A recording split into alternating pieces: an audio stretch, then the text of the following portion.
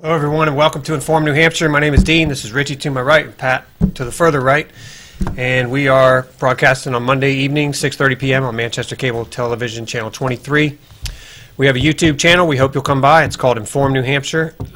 Please like us or listen to our shows. If you do, you can click the subscribe button, if you will. Also, we have on Facebook a group also called Inform New Hampshire. Much of what we do encompasses a much broader jurisdiction than just New Hampshire. However, it always applies to New Hampshire. We the people, we believe our country is in peril, and we're here to spread some news and information and some commentary around to help you see some of the stuff that you may not know about, definitely some of the stuff that's not reported in mainstream media. And for those of you who are busy taking care of your children and raising a family and working sun up to sun down, maybe we can spread some of the news and information that you might not otherwise hear. There is a lot going on in our country that you don't know about or that you may not know about, and certainly a lot going on that is not reported by mainstream media. And as most of you know, though, at this point, our new president, Donald Trump, is exposing the mainstream media for being fake media, which is absolutely accurate. They are fake media. They have, generally speaking, I know CNN at least has a general on standby and has the CIA in there operating their narratives, letting everyone know what they can and can't report, because they are specifically there to mind control the general public. That's what it's all about. The mainstream media is designed and operates as a mind control organization. And when I say organization, I'm talking about the main mainstream media organizations together as one. They're owned by 6 different corporations. Those corporations are owned by foreign entities. And just like our government is owned by privately owned corporations by foreign entities, so are the mainstream media. All right, so I got a little lost on that. So let's just talk a little bit about the state of affairs for our friend Jerry DeLamus. He's out in Nevada being held in prison for no crime against another. And so it is a political witch hunt that is going on out there. Jerry simply stood up for, and actually, when Jerry DeLamus went to Nevada to support the process at the Bundy Ranch, he literally went out there to keep the peace and to create some organization and some sanity. His goal was to keep people organized so that they don't go off the handle, flip out or anything like that. He informed the FBI that he was going out there. He kept in touch with them to let them know what he was doing. So he was a straight-up honest man, simply going to support his people, we the people of the country. And he was protesting, in a sense, the oversight of government, the overreach of government stealing land from we the people so that they could sell off the mineral rights and the uranium to the Russians and the land out in the desert to the Chinese so they can stick a bunch of what are those things? Photovoltaic cells out there so they can have some sunlight power. Anyway, so Jerry has a website so that we could support him and his family. So, Richie, you want to say something about that? Yes, I'd like to have you go to freejerrydelemus.com, JerryDelemus.com, and if you have it financially, send some money his way. He's got some financial bills that are staggering. Also, keep him and Sue in your prayers, because they're going to need it. It's been over a year since he's been in jail, and nothing's happening right now, but hopefully in the near future. I did want to say that last week I was watching, I review the videos every week, and I made a mistake. I said that no fact tried by a jury can otherwise be re-examined in any court of the United States was the Fifth Amendment. It's the Seventh Amendment, and I know that by heart. Why I said the Fifth, I don't know, but I wanted to correct that. Senior moment. Yeah, probably. I get a lot. Well, we had a flood of emails from the audience, commenting on that. But I also wanted to say, here's another correction, too. Another correction is, and I just assumed people would understand this. I said to the court officers, if the judge tells you to, silence somebody just because they're raising their voice, what I meant by that was you got to use your squash, and I assumed you people would be smart enough for that. If things are unruly or out of hand and the court is being disrupted, then by all means you do what the judge tells you to do. What I was talking about is simply because someone's raising their voice, there's no need for you to go up to the individual and say, hey, keep it down, keep it down. We're all human. We have emotions. We speak. It doesn't mean we're going to go off the deep end and start throwing punches or kicks or furniture or anything else. So I just wanted to make that point clear anyway. And now for the rest of the show, I'd like to tell people that if you've got a queasy stomach, you might not want to watch this show, because what we're going to talk about is not very nice at all. And with that, I'll let one of you guys pick up on it.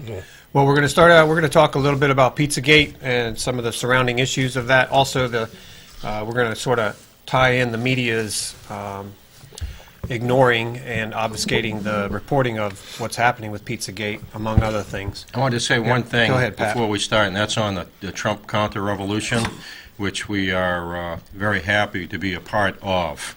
A guy has just done a fantastic job, but we watched the stuff go on with CNN, which was a horrible, horrible news broadcaster, and of course we all know that. As you can see that their listenership has diminished, where they're almost virtually dead.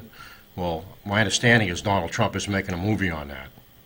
Have you guys heard about that? No. No. Yeah, it's on CNN's Almost Virtual Death. It's like from a horror spoof from the 1970s called I Spit on Your Grave.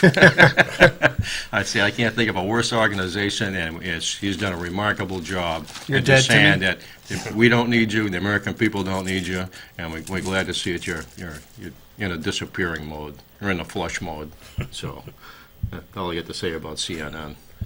Well, it's refreshing to have somebody exposing them, and somebody with a national voice, and he couldn't be more accurate and truthful about what's going on. And so. the New York Times. Mm-hmm. And he's locked both of them out. I guess he's not going to the press dinner. The dinner, yeah, that's a First good time sign in too. years, which If is you want to know how fake the media is, you look for one of those montages of clips after clip after clip of the reporters all over the country repeating the same narrative, maybe with a couple different words, but the same narrative after, and you can Right. see like 30 of them at a time, like repeating the same thing. So they get their marching orders from somewhere. Yeah, gravitas was one of their big ones. Oh, Like yeah, each yeah. station, he had so much gravitas. Yeah. And it's just like, they're all on the same phone saying, okay, that's what we're going to use. I'd say the New York Times, too, if you think back for a second now, I think probably 3 or 4 programs ago, I mentioned a movie was coming up February the 24th.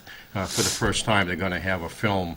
This one was made in Canada on the Ukrainian Holodomor, which is Stalin's mass murder of anywhere from 6 to 10 million Ukrainians, most of them in a year from 1932 to 33.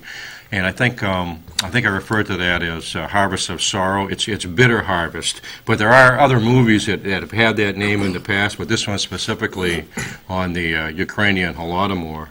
And if you were to study that event and you look at the role of the New York Times with their reporter, Walter Duranty, he was complicit in hiding the scope of that genocidal mass murder.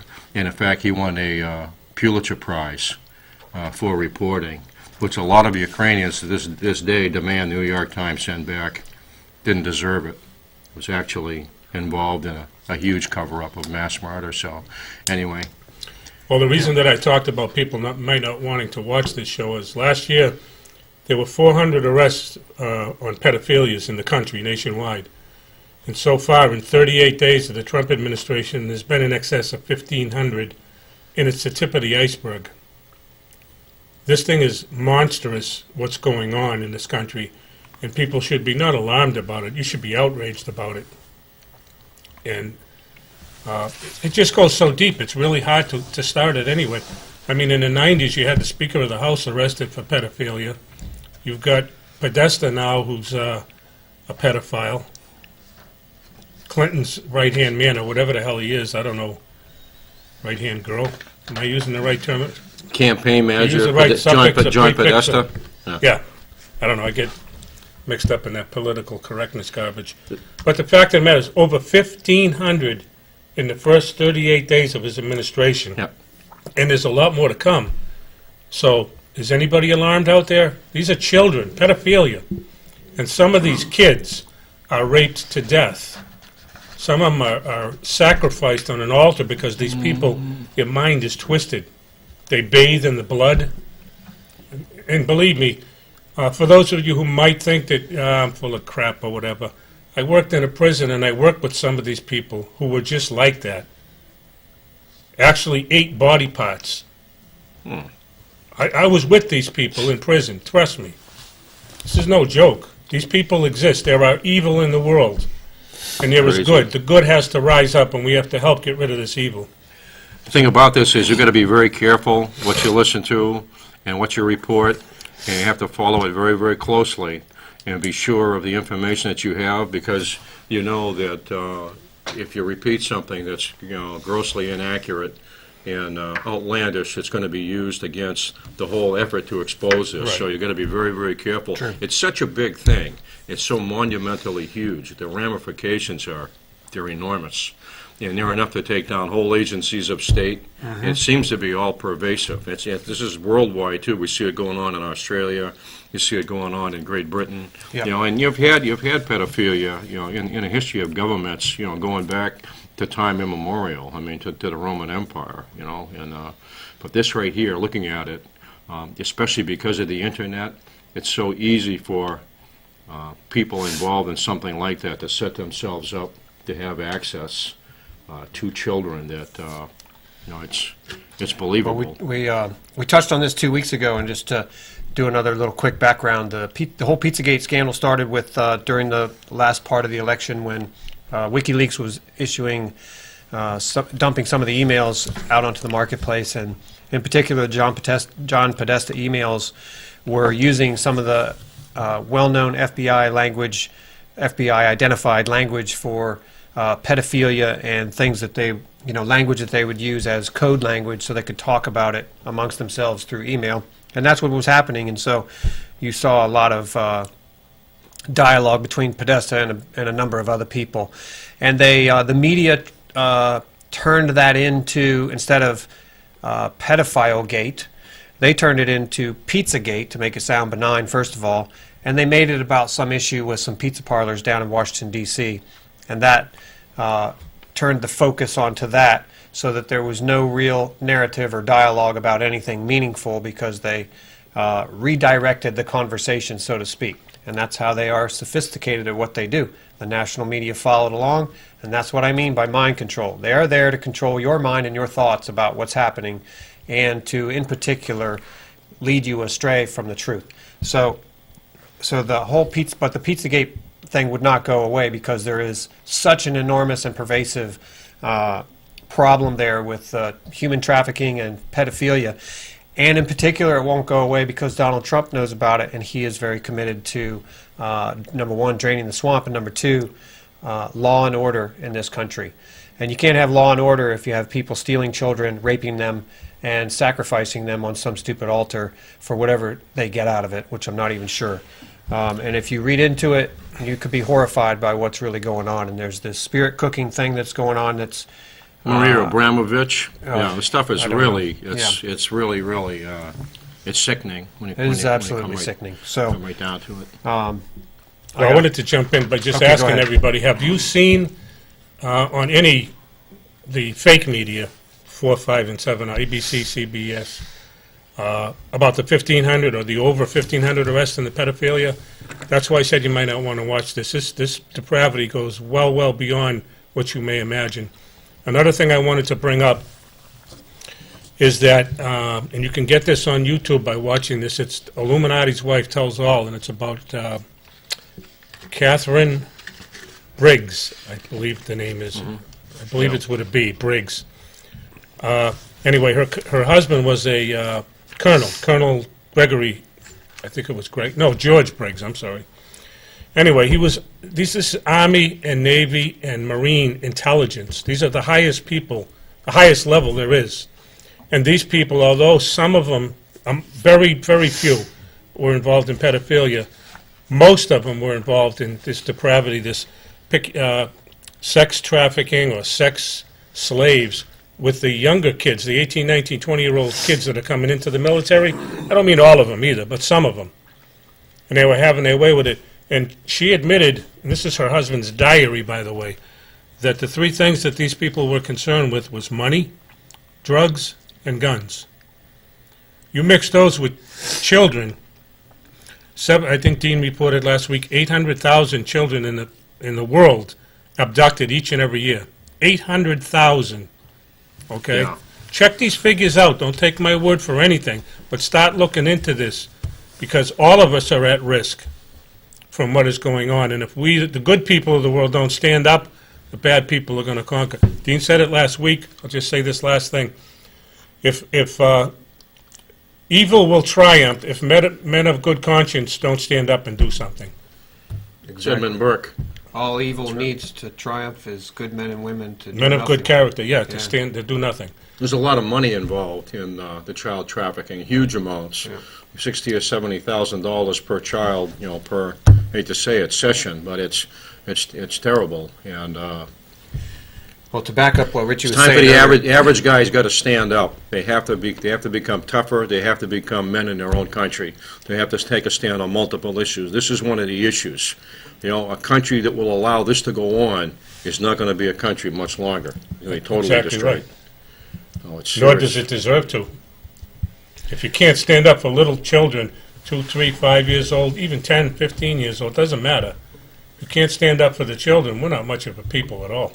Well, you watch what's happened in the West, in the United States, in Europe, in all of these countries, and the character of the nations has been changed over generations, and it's largely because of the cultural Marxism that's come into the country to attack basic Christian ethics and moral conscience. When you saw Putin give a speech on the West and on Russia a few years ago, it might have been 2013, he's talking about the dissolution of Christianity in Europe. He said, and in America, he says, and they're losing their heritage, they're losing their roots. And one of the things that he mentioned is part of the result of this is you can see rampant pedophilia. Now, you haven't seen the press report a lot on that speech, but he came out as a defender of Christianity, and you look at what he's doing right now, and he's literally building in the thousands of churches.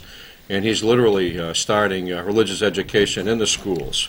And he's prohibiting young kids from seeing a lot of these really, really bad, perverse sexual things. So here's somebody he's come to the forefront as a defender of traditional Judeo-Christian values. And you look at the attempt to isolate him and to marginalize him, and you can see it all the way through the elite media. You had it on the cover of Time magazine. It called him the pariah. It might have been, I don't know if it was Esquire. It had Trump as the hater. Here's the hater. Here's the pariah. And those two guys mutually are trying to come together to clean this mess up and to at least expose it to the sunlight. Yep. It's like Trump is a surgeon. Here's the country, and he comes into the operating room and he whipped the sheet off and you take a look, and it's a giant carbuncle.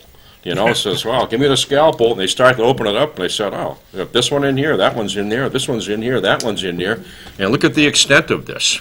People they're just starting to. But if all you're listening to, you're listening to out there is the mainstream media, the lamestream media, then what you're getting is false information.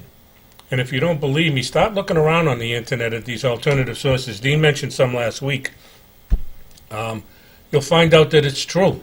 Why would anybody make up a statistic of 700,000 or 800,000 kids being abducted each and every year in this world on planet Earth, which we inhabit, we live on, and this is our time, so we're responsible for that.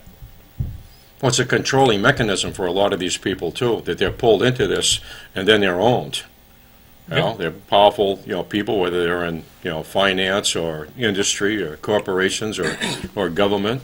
And then their own. You look at Hastert, and I'm sure that it was well known what he was like before he ran for office and was supported, and then suddenly he's in a position where he's going to vote the way he has to vote, and if he doesn't, then he's going to be in trouble. He's also going to protect other people coming behind him. He was held out by the collar saying, look what we can do with this guy if you don't do what we want you to do. Right. So becomes a controlling element. Now, He was Speaker of the House, in case you didn't know. Yep, he was Speaker of the House, Denny Hastert.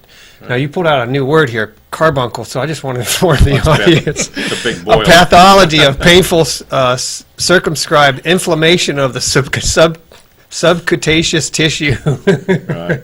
All right, that was a good word. Had to read it out. Let me just read this real quick. Well, before you do you remember the news sources you gave last week? I don't want to put you on the spot. Yeah, one of them was. They found Harry Reid's head right in the middle CSG of it. reports. Is Oh it? yeah, SGT report is a SGT great one on YouTube, as well Yeah, it's as a good program, yeah. Greg Hunter is a good reporter to look at. The Common Sense Show is a great place to get news. There's a few others, but let me just read this real quick because this is important. And Richie talked about it earlier. The unreported 1,500 pedophile arrests have been made nationally since Trump took office. So this is by World Tribune. President Donald Trump is making good on his pledge to use the full force and weight of the U.S. government to break up child sex trafficking rings and lock up sexual predators. Since Trump was sworn in, authorities have arrested more than 1,500 pedophiles in the United States. President Donald Trump has issued an executive order giving the FBI extra power to crack down on human trafficking offenses. This should be one of the biggest stories in the national news. Instead, the mainstream media has barely, if at all, covered any of these mass pedophile arrests. This begs the question of why. Liz Crokin wrote for townhall.com on February 25th. The numbers are staggering when compared to less than 400 sex trafficking-related arrests made in 2014, according to the FBI. So in other words, 400 in all of 2014, and yet there's been 1,500 arrests in the first 30 days of Donald Trump's administration. In a press conference from the White House on February 23rd. Now, did you know about this? Because this was a White House press conference on the 23rd of February, just last week. Donald Trump addressed how human trafficking is a dire problem domestically and internationally. Dedicated men and women across the federal government have focused on this for some time. As you know, it's been much more focused over the last 4 weeks, he said. The press conference was barely a blip on the mainstream media, and the massive arrests have been almost completely ignored by the mainstream media altogether, Conklin wrote. So, just as an example, on January 27th, authorities arrested 42 in human trafficking operation in Tennessee. On January 29th, authorities announced that over 474 arrests were being made statewide California human trafficking operation. We talked about that 2 weeks ago. 178 people arrested in Texas for sex trafficking in a sting that operated in January until Super Bowl kids. Sunday. Yep. On February 14th, Polk County Sheriff announced 42 were arrested in Florida, child pornography-related cases. So this is happening all over the country. It's happening all over the world, too, and thank God somebody is standing up for law and order, for what's right, and that's Donald Trump. And you notice the fringe, as Pat was saying, are literally coming out of their skin attacking Donald Right. Trump, making up every possible story they can Right. about him. They're all fake, lying scumbags attacking Donald Trump, Yep. if you don't mind my saying so. It's a bureaucratic it coup is- d'etat against him. It is exactly And the that. groundwork was laid before Obama went out. And All they are that- squealing because they were actually counter-couped by Donald Trump and the intelligence agencies Right. of the U.S. government. Right. 14 of them got together. WikiLeaks didn't get those emails on their own.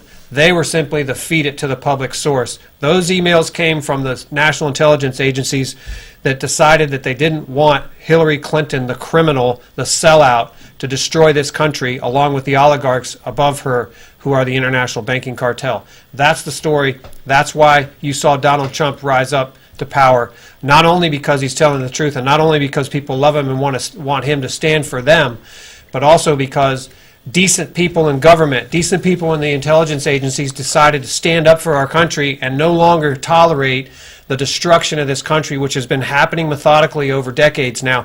But in particular, this started happening a few years ago when the military told Obama that they would no longer be the Air Force for ISIS and they would no longer conquer the other those countries in the Middle East, which were 5 of the 7 were already conquered. And with Syria, they decided to stand down and no longer help the commander-in-chief do the destruction of Syria. So powerful stuff. It's really cool. So Why do you there's think- good, there is some good news here that the good people of the world are standing up for what's right, and we, the people of this country, need to stand up with Donald Trump. We have and to with- back him up. Hallelujah. We got to back him Yeah, up. Hear, hear. absolutely. You're not going to get. You're not Cheers, going to mate. get another chance like this. It's your last best chance. You do. And the guy, he's correcting things morally. It's when we talked about Solzhenitsyn on his program early on, where people lack a vision for the vertical element, where the West lacks moral courage. This guy has tremendous courage. You think about the threats against him. You look at the bureaucratic subversion that's gone on, where you have NSA having access to all of that information. Before Obama leaves, 13 or 14 other agencies get the same information. So there's an attempt just to take everything Yeah. and create all of these leaks and all of this infighting and difficulties, and to make him look as though he's inept. I mean, it's really something, but Well, the average man has to stand up, become a man in his own country, and especially on the issue of kids. This stuff is outrageous. It really is. We all men anyway, like to protect our children. Well, it's time to protect your neighbor's children too, because your kid could be next. But what I wanted to say to people out there is, if you don't believe what we're saying, go to an international source to check out about these child traffickers and some of the stuff that's going on, and find out for yourself. It's worth taking the time, because your family is at risk. My family, all of us are at risk. 700,000, or 750,000 kids kidnapped or trafficked every year. What's the odds of your kid having it happen?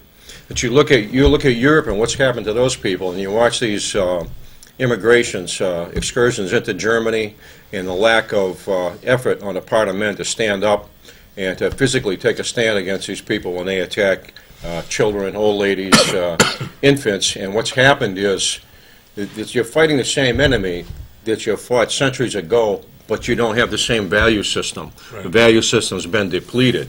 And the same thing, I think, now is even applied to these children, where everybody should be shocked and they should be outraged by this.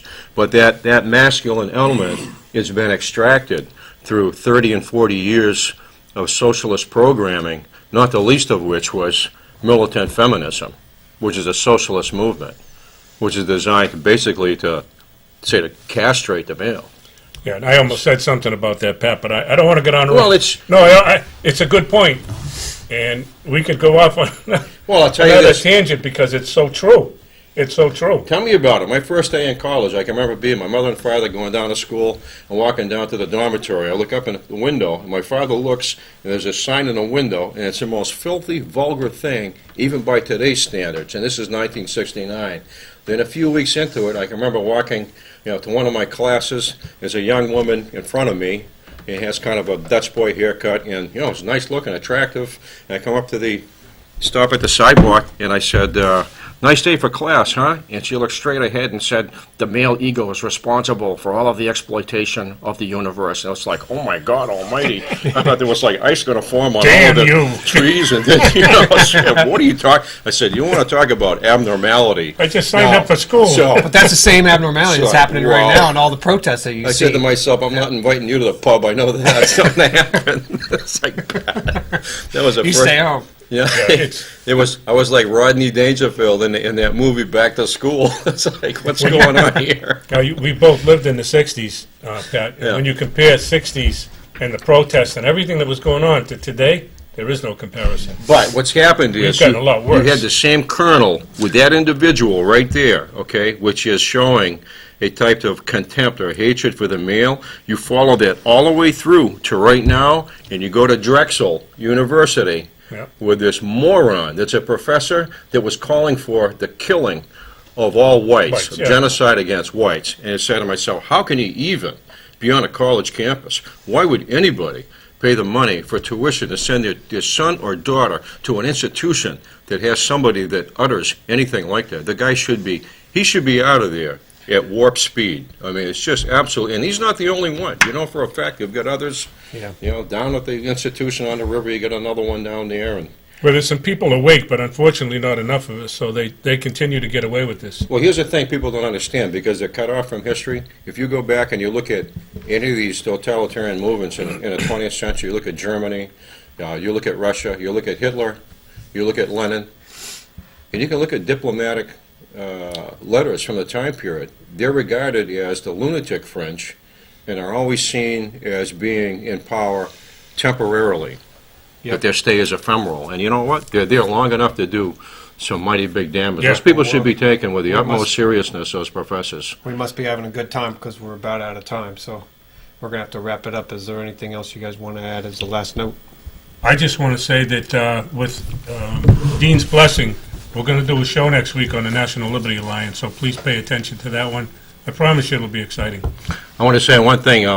The other night I was reading, because I always think historically, I was thinking about one of my favorite poets from England, Alexander Pope.